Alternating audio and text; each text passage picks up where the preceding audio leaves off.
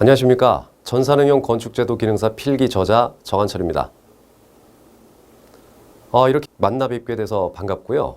우선 전산응용 건축제도 기능사 필기와 실기를 어떻게 준비해야 되며 그 다음 주의사항과 이런 것들에 대한 포괄적인 것을 좀 말씀을 드리고 본격적인 수업을 시작하도록 하겠습니다.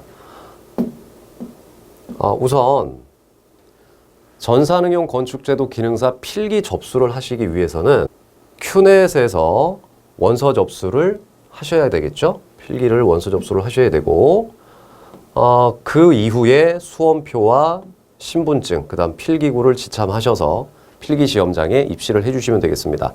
주의하셔야 될 것은 입실 시간을 반드시 준수를 하셔야 돼요. 입실 시간에 늦게 되면 아예 입실 자체가 되지 않기 때문에 여러분들께서 여태까지 공부하셨던 그 모든 노력이 수포로 돌아갈 수가 있게 됩니다. 그 점 명심해 주시기 바라고, 필기 합격 확인도 마찬가지 큐넷에서 여러분들께서 확인을 하실 수가 있게 됩니다. 그 이후에는 실기시험 접수를 마찬가지 큐넷에서 해 주셔야 되겠습니다. 필기 같은 경우도 있고 이제 실기 같은 경우도 이제 여러분들이 다 준비를 해 주셔야 되겠는데, 실기 시험 같은 경우는요, 수험표 신분증, 그 다음 마찬가지 필기구를 지참하시고, 여기에는 써 있지 않습니다만,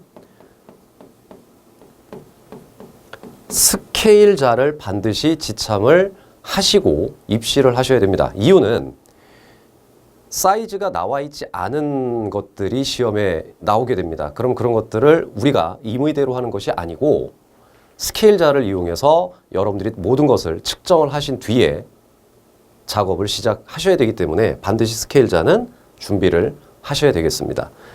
그 이후에 마찬가지 실기시험의 합격도 큐넷에서 여러분들께서 합격 여부를 확인하실 수가 있겠고요.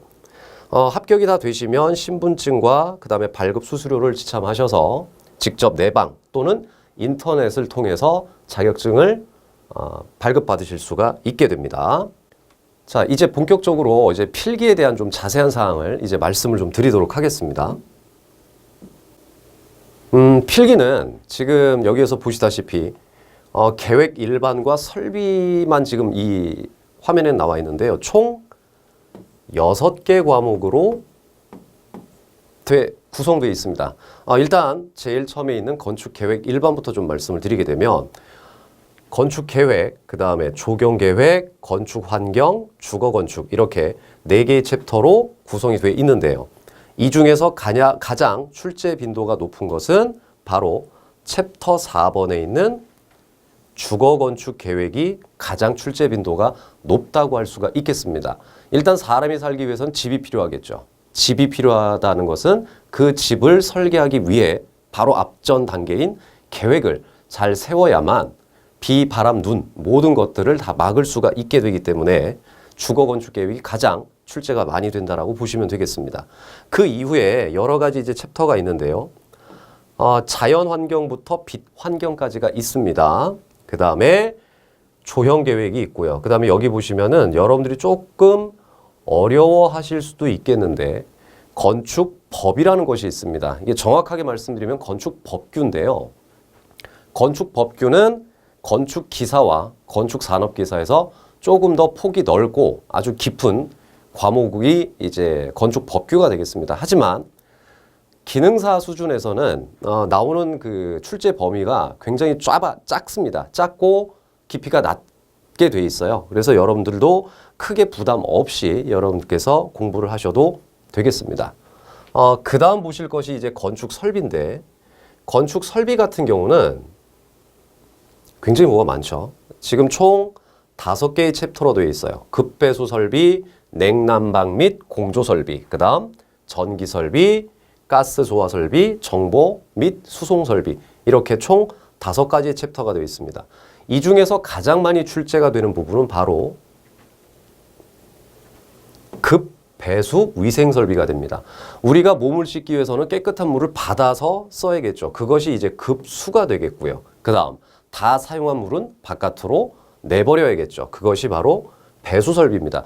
우리가 몸을 청결하게 하기 위해서는 반드시 급수와 배수가 필수적이기 때문에 설비 과목에서는 급배수 위생 설비가 가장 출제 빈도수가 높다라고 보시면 좋겠습니다. 그 이외에 우리가 춥다 또는 덥다라고 할 때 냉방, 난방 이런 것들을 여러분들께서 또 조절을 해주셔야 되겠죠. 그렇기 때문에 냉난방과 공기조화 설비, 줄여서 공조설비라고 하는데 이러한 부분들도 여러분들께서 출제가 된다라고 보시면 되겠어요. 그 다음에 이제 전기 설비와 가스 소화 설비, 정보 수송 설비는 출제 범위가 그렇게 많지는 않고요. 출제가 되더라도 출제되는 그 항목이라고 하죠. 그 문제가 거의 대등소이해요. 그래서 여러분들께서는 일단 급배수 설비, 냉난방 및 공조 설비만 여러분들께서 공부를 좀 많이 해주시면 좋겠습니다.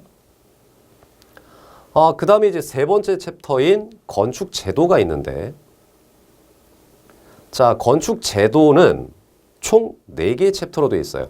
가장 기능사 과목 중에서 출제 빈도수가 작다라고 보시면 되겠고, 출제 빈도수가 가장 작다라는 것은 출제 난이도도 상당히 쉬운 이제 그러한 단원이라고 보시면 되겠습니다. 첫 번째 보시면 이제 제도 규약이라고 되어 있는데 여기 지금 제도 통칙이란 말이 있죠. 자, 바로 여기에 무엇이 들어가 있냐면 KS 법칙이 있습니다. 규칙이 있는데 KS 통칙의 건축 제도가 어떤 식으로 규정이 되어 있는가라는 정도를 여러분들께서 체크만 해주시면 되겠고요. 그 다음 설계 도면이라는 챕터가 있어요. 도면의 종류와 특징들을 여러분들께서 구분만 잘 해주신다면 크게 어렵게 느껴지시지는 않는 그러한 과목이 된다고 보시면 되겠습니다. 그 다음에 이제 챕터 2번에 보시면 건축물 묘사와 표현이라고 되어 있는데 이 단원에서도요 굉장히 쉬운 것들이 출제가 되죠.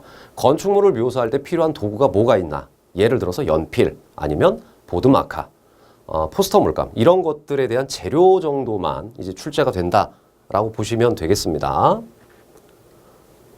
그 다음에 이제 여러분들께서 좀 주안점을 두셔야 될 과목이 바로 챕터 4번에 있는 건축 구조가 되는데, 자, 건축 구조는 총 6개의 챕터로 되어 있어요. 6개의 챕터로 되어 있는데 이 중에서 가장 주안점을 두셔야 될 것은 목구조입니다.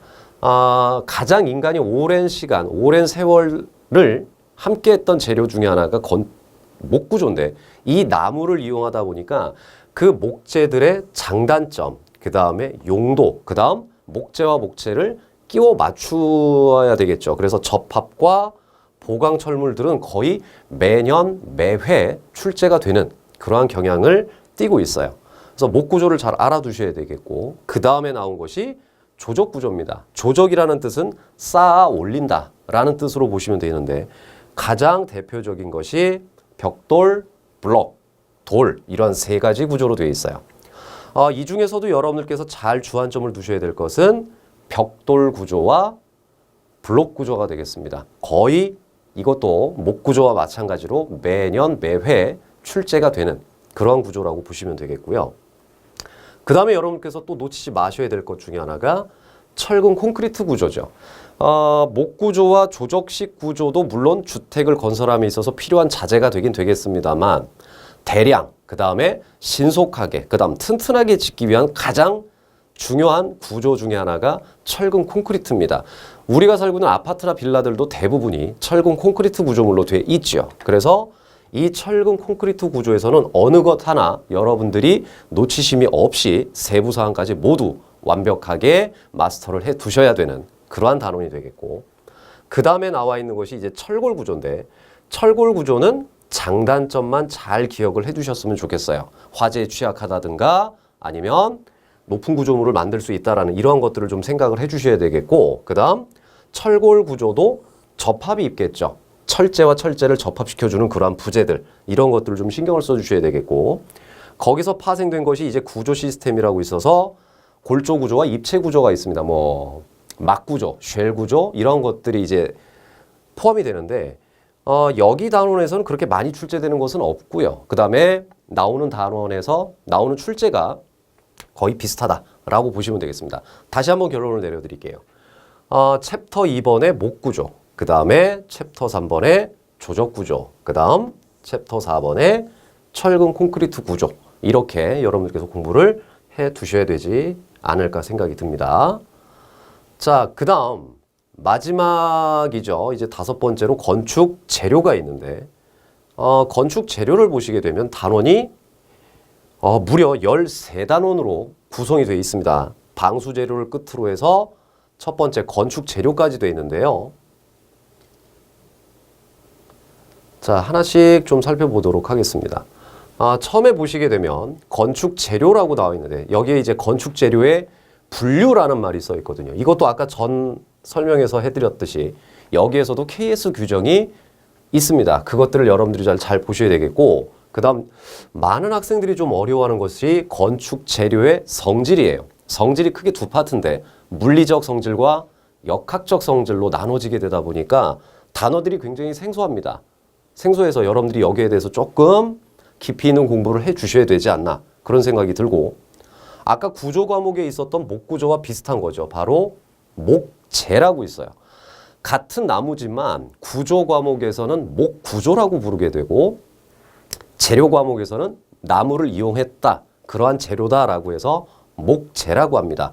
지금 각각의 특징들을 좀 보셔야 되는데 공통점이 있어요. 목재의 장단점, 뭐 예를 들어 석재의 장단점. 자, 이건 어떻게 여러분들이 캐치를 해주셔야 되냐면 각 단원별 재료의 장단점은 필수로 여러분들이 암기를 해 주셔야 되겠습니다.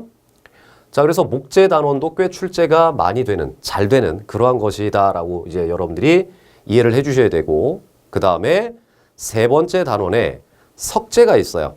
석재는 여러분들이 아마 학교 다니실 적에 배우셨던 뭐 화성암, 그 다음 수성암, 변성암 이러한 것들이 있죠. 그러한 석재의 분류를 여러분들이 해 주셔야 되겠고, 마찬가지 여기에서도 석재의 장단점을 기억을 해 두시면 되겠습니다.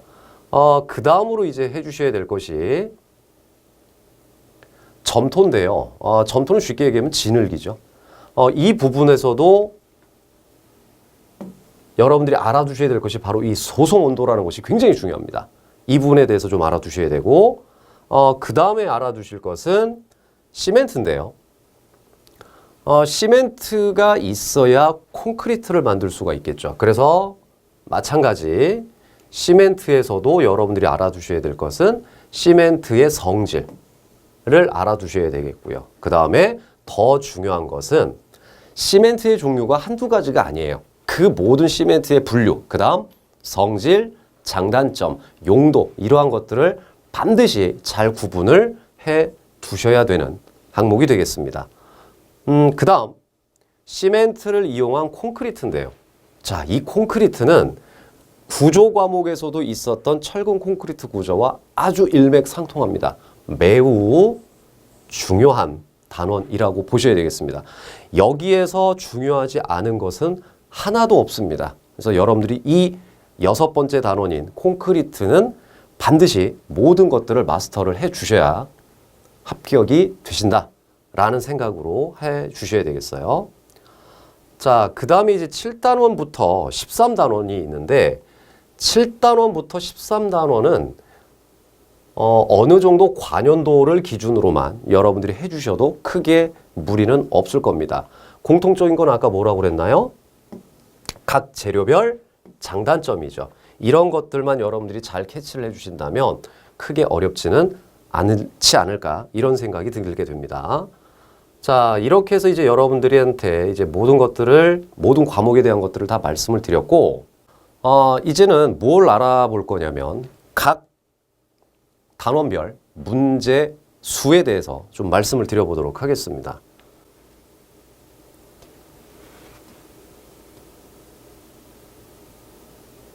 자, 보시게 되면 전산응용 건축제도 기능사라는 자격 이름이 있고요. 그 다음에 보시면 모두 객관식으로 출제가 됩니다. 모두 객관식으로 출제가 되고 문제 수는 60문제가 되죠. 그 다음 시험 시간은 1시간이 됩니다. 자, 이 상황에서 쭉 보시게 되면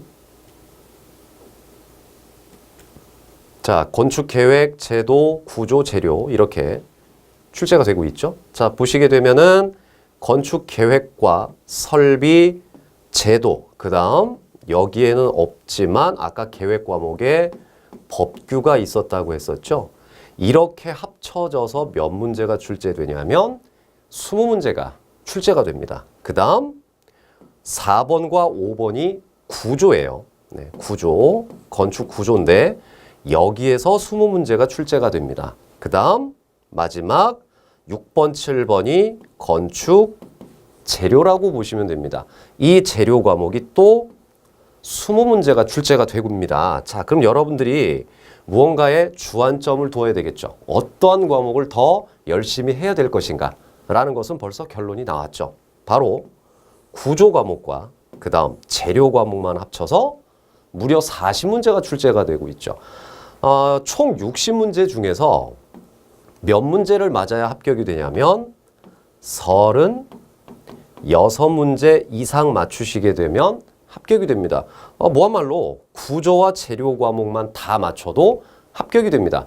기사 과목과 산업기사 종목과는 다르게 기능사는 각 과목별로 몇 점 이상을 맞아라 라는 그러한 것은 없기 때문에 총 60문제 중에 여하튼 36개 이상만 맞춰주시면 되겠습니다. 자, 구조와 재료 과목이 40문제에 해당이 되고요. 그 다음 나머지가 이제 20문제가 되는데 그래도 여기 중에서 많이 출제되는 것은 바로 계획 과목이에요. 계획 과목이 20문제 중에서 적게는 10문제, 많게는 12문제가 출제가 되고 있습니다. 자, 역으로 말씀드리죠. 설비와 제도, 법규 과목은 결국은 적으면 8문제, 많으면 10문제 정도가 출제가 된다고 보시면 됩니다. 즉, 법규와 설비와 제도는 관연도 문제만 가지고도 충분히 여러분들이 마스터가 될 수 있다라고 보시면 되겠죠.